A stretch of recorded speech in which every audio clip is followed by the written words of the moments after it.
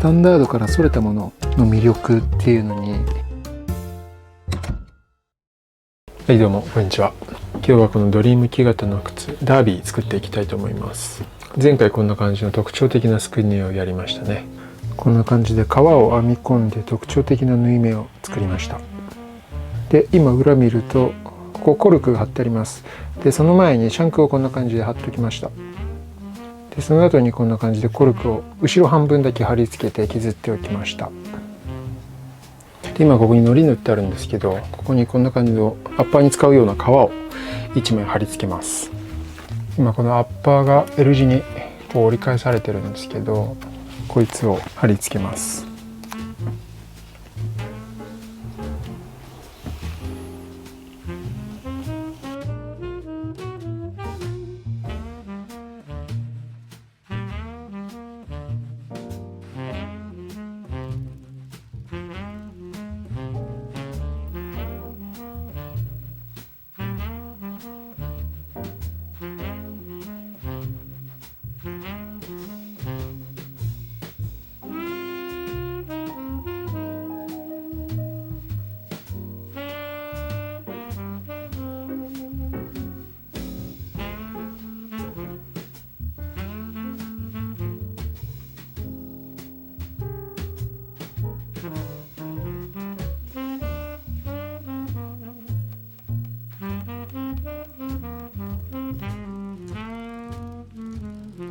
はい、ソールの貼り付けができましたので、出し縫いをかけていきます。糸はこれです。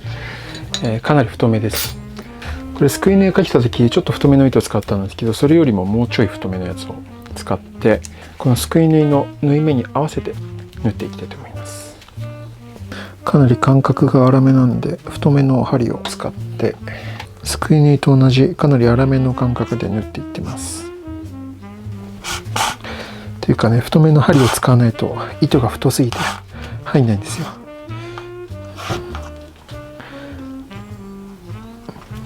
ノルベジーゼ製法はウェルトをつけない代わりに、この折り返したアッパーをウェルト代わりにしてソールと縫い付けていきますね。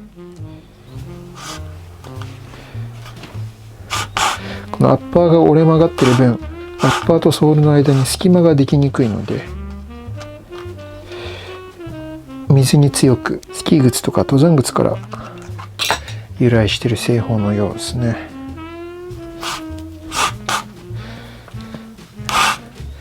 縫い目の間隔とか縫い目の飾りとか糸の太さとか、装飾的にいろいろ遊べる余地があるので、かなり面白い製法で作りがいがありますね。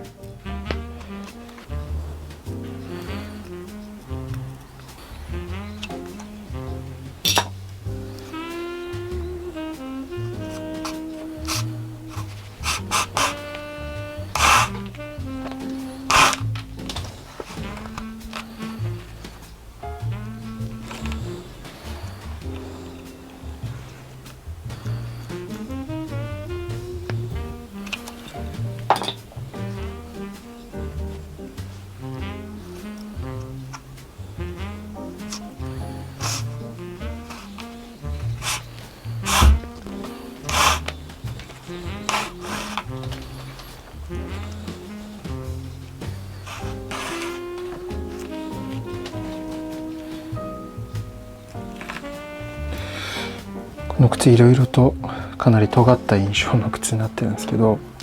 僕こういうの大好きなんですよ。でもパッと見かなり変わった靴なんですけど、こういうのがいいなって思っちゃうのって多分なんていうか靴マニアならではというか、靴に限らずいろんなものってハマっていくうちにちょっとスタンダードからそれたものの魅力っていうのに気づいていくじゃないですか。この靴もその部類だと思うんですけど、普段こういう靴なかなか作る機会がないんですよね。知り合いに作るみたいな時は割とスタンダードめなデザインに落ち着くことが多いんで、尖ったことやりすぎて履いてくれないとそれはそれで悲しいんで、あんまり目立たないように少し変わったディティールなんかをね普段は入れてみてるんですけど、今回の靴は誰も履かない靴なんで、もう思う存分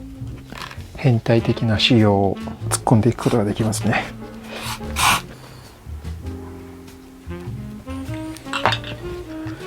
これでラストですね。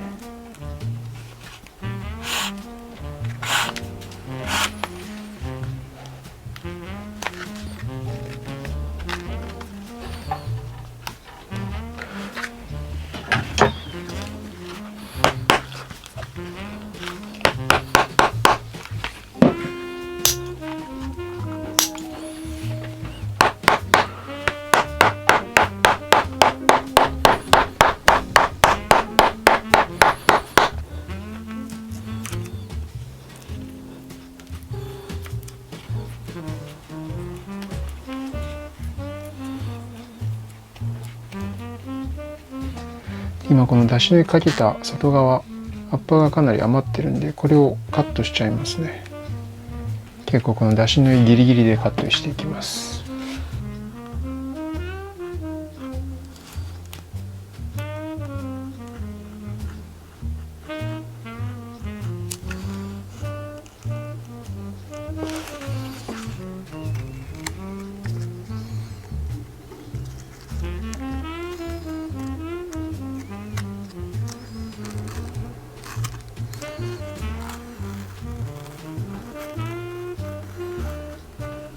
今切った断面にはトコノール塗っときます。切った断面少しケバケバしてるんで、トコノールでケバケバを押さえて磨いておきます。